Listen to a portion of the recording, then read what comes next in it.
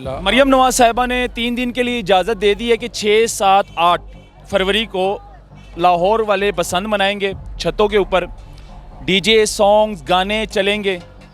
دیکھیں، بسنت کے بارے میں آپ نے پوچھا ہے۔ بسنت منانا متفقہ طور پر علماء اہل سنت بریلوی اور علماء دیوبند کے نزدیک حرام ہے، حرام ہے، حرام ہے۔ اب جو ہے 24 سال بعد اجازت دی گئی ہے، اب مطلب کہ اس میں کیا حرام لگتا ہے آپ کو، کہ مطلب کہ کیا چیزیں اس میں غلط ہے؟ دیکھیں، یہ ایک ہندو تھا گستاخ، اس نے حضور علیہ الصلوۃ والسلام کی شان اقدس میں گستاخی کی تھی، اور جب وہ رہا ہوا تو انہوں نے بسنت اڑایا تھا۔ تو اس کے خوشی میں یہ لوگ بسنت مناتے ہیں، اور ہمارے جو مسلمان بھائی ہیں لا علمی کی بھرمار کی وجہ سے وہ لوگ بھی اس کی زد میں آ جاتے ہیں۔ قوم زنا کی طرف بھی جاتی ہے، قوم پتنگیں بھی اڑاتی ہے، قوم شراب بھی پیتی ہے، قوم سود بھی کھاتی ہے، قوم کم وزن بھی بیچتی ہے، لیکن آج آ کے کہتی ہے کہ دین کا ستیہ ناش مولویوں نے کر دیا۔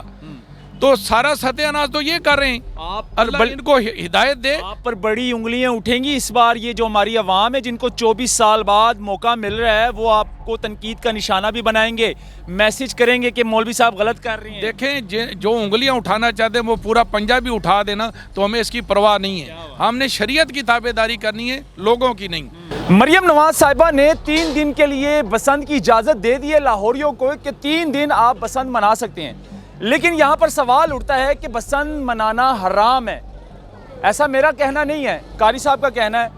باقی ان سے جانیں گے کہ بسنت پر فتویٰ کیوں لگایا ہے اور کس وجہ سے لگایا یہ بسنت پر فتویٰ۔ السلام علیکم قاری صاحب۔ وعلیکم السلام۔ کیسے ہیں آپ؟ ٹھیک ہے الحمدللہ۔ مریم نواز صاحبہ نے 3 دن کے لیے اجازت دے دی ہے کہ 6, 7, 8 فروری کو لاہور والے بسنت منائیں گے، چھتوں کے اوپر ڈی جے سانگز گانے چلیں گے اور انجوائے کریں لوگ۔ اعوذ باللہ من الشیطان الرجیم، بسم اللہ الرحمن الرحیم۔ سب سے پہلے تو ہم یہ دعا کرتے ہیں باری تعالیٰ ہمیں ایسے حکمران عطا فرما جو کہ صحابہ کرام علیہم الرضوان کی سنتوں پر چلنے والے ہوں، حضور علیہ الصلوۃ والسلام کی سنت کو فالو کرنے والے ہوں۔ دیکھیں، بسنت کے بارے میں آپ نے پوچھا ہے۔ بسنت منانا متفقہ طور پر علماء اہل سنت بریلوی اور علماء دیوبند کے نزدیک حرام ہے، حرام ہے، حرام ہے۔ تو اس پر فتوے باقاعدہ میں آپ کو سینڈ بھی کر سکتا ہوں، دکھلا بھی سکتا ہوں۔ قاری صاحب، یہ تو ایک فیسٹیول ہے نا، جیسے کہ بھارت میں یہ فیسٹیول منایا جاتا ہے، پہلے بھی ہم لاہوریے مناتے رہے ہیں، پنجاب میں مناتے رہے ہیں بسنت، تب کسی علماء کرام نے یہ سوال نہیں اٹھایا، یہ نہیں کہا۔ اب جو ہے 24 سال بعد اجازت دی گئی ہے، اب مطلب کہ اس میں کیا حرام لگتا ہے آپ کو، کہ مطلب کہ کیا چیزیں اس میں غلط ہے؟ دیکھیں، یہ ایک ہندو تھا گستاخ، اس نے حضور علیہ الصلوۃ والسلام کی شان اقدس میں گستاخی کی تھی، اور جب وہ رہا ہوا تو انہوں نے بسنت اڑایا تھا۔ تو اس کے خوشی میں یہ لوگ بسنت مناتے ہیں، اور ہمارے جو مسلمان بھائی ہیں لا علمی کی بھرمار کی وجہ سے وہ لوگ بھی اس کی زد میں آ جاتے ہیں، اور ان حکمرانوں کو بھی اس کی معلومات نہیں ہوتی، پتہ نہیں ہوتا۔ ان کو چاہیے علماء سے مشورہ کیا کریں کہ یہ معاملہ جو ہے آیا ہمیں اس کی اجازت دینی چاہیے یا نہیں۔ رہ گیا آپ کا یہ سوال کہ اس کو ایک ایونٹ کے طور پر لوگ مناتے ہیں۔ دیکھیں، لوگ داڑیاں بھی بڑے شوق سے منڈاتے ہیں، جبکہ وہ سارے نبیوں کی سنت ہے۔ تو اب ہم نے انبیاء کرام علیہ السلام کی سنت دیکھنی ہے یا اکثریت جو کر رہی ہے وہ دیکھنا ہے؟ شریعت جو ہے وہ اپنا حکم نافذ کرتی ہے، وہ یہ نہیں کہتی شریعت کہ اکثریت میں لوگ کیا کر رہے ہیں۔ شریعت نے کہنا ہے یہ چیز حرام ہے، بس حرام ہے۔ اب لاکھوں لوگ آ کر یہ کہہ دیں یہ جائز ہے، تو کہنے والے اگر وہ فتویٰ جانتے ہوں گے، اس کے بعد وہ کہیں گے یہ جائز ہے، تو وہ کفر کا ارتکاب کریں گے۔ لہذا ہمیں یہ چاہیے کہ ہم اس سے پرہیز کریں۔ جو فیصلہ علماء کرتے ہیں، العلماء ورثۃ الانبیاء، تو اجازت دے دی ہے، اب تو مطلب جنہوں نے اجازت دے دی ہے اگر وہ جانتے ہیں تو سخت گناہگار ہیں۔ گناہگار تو ویسے ہی ہیں۔ اب یہ جو فتویٰ ہم بتلا رہے ہیں، اگر وہ یہ جاننے کے بعد بھی منع نہ کریں تو پھر مزید کبیرہ گناہ کے مرتکب ہوں گے۔ جو پتنگیں اڑائیں گے۔ اچھا، پتنگیں اڑانے کے ساتھ ساتھ ہماری عوام نشے تماشے بھی کرتی ہیں، وہاں پر چھتوں کے اوپر خسرے نچوائے جاتے ہیں، شرابیں پی جاتی ہیں، اور اونچی بلند آواز میں گانے سنے جاتے ہیں۔ دیکھیں عثمان بھائی، اس میں ہم قوم اللہ ان کو ہدایت دے، قوم जिना की तरफ भी जाती है, कौम पतंगे भी उड़ाती है, कौम शराब भी पीती है, कौम सूद भी खाती है, कौम कम वज़न भी बेचती है, लेकिन आज आके कहती है कि दीन का सत्यानाश मौलवियों ने कर दिया।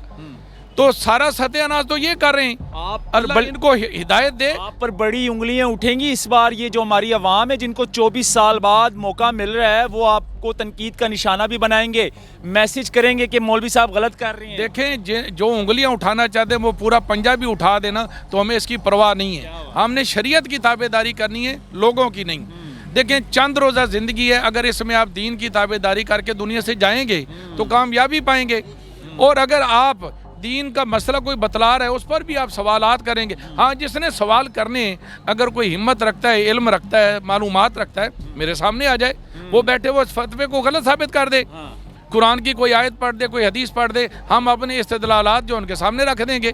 अल्लाह खैर सलाह। और फिर जो एतराज़ करने वाले होते हैं, बेचारों को पता भी नहीं होता कि जो गैर ज़रूरी बाल होते हैं वो कितने दिनों बाद उतारने चाहिए। अब ऐसे लोगों को हम क्या कहें, उनके लिए दुआ ही कर सकते हैं कि अल्लाह ताला इनको हिदायत दे। और इनको चाहिए कि उलमा से जाकर मसाइल पूछा करें, ऐसा नहीं कि उलमा पर अपनी राय मुसल्लत करें।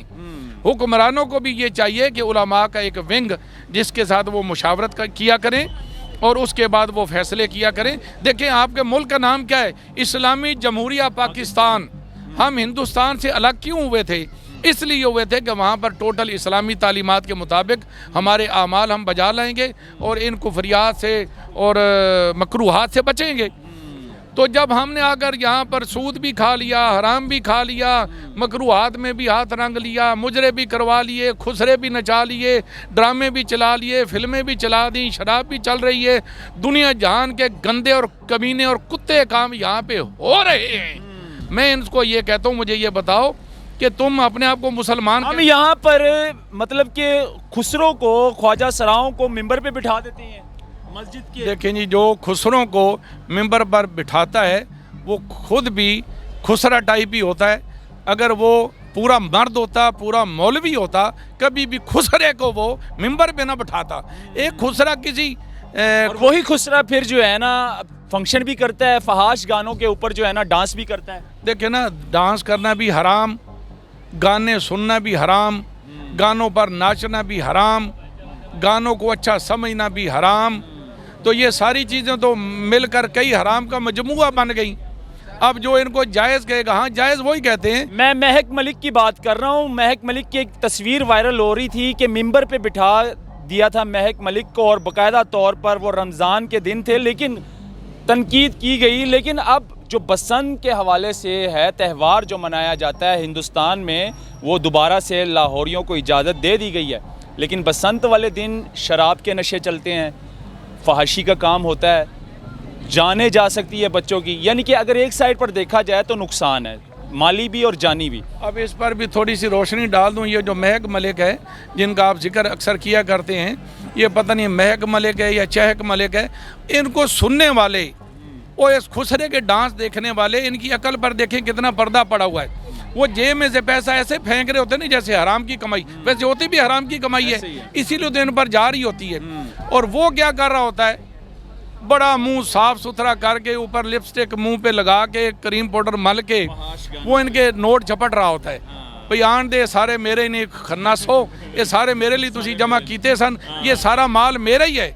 गलती से तुम लोगों के पास रहा इतनी देर, तो हम उनको भी कहेंगे खुदा के लिए इन कागज़ों को इकट्ठा करना बंद करो, अपनी इज्जत बचाओ। ये जो नाचने वाले नाच कर जो पैसा लेते हैं, अब इनको देखें यार, इनकी क्या इज्जत रह जाती है।